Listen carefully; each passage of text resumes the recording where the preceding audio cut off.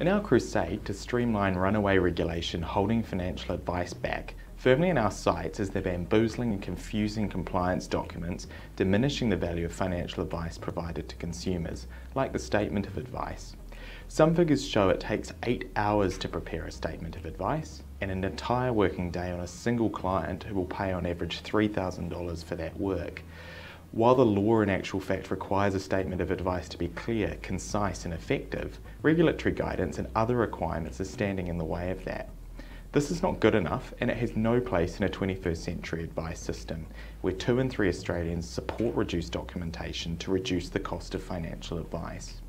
The FSC wants the professionalism and the judgment of today's financial advisor better acknowledged in the advice process, and our Green Paper on Financial Advice seeks to replace the statement of advice with a simple letter of advice.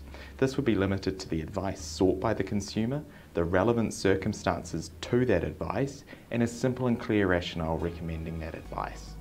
No more and no less.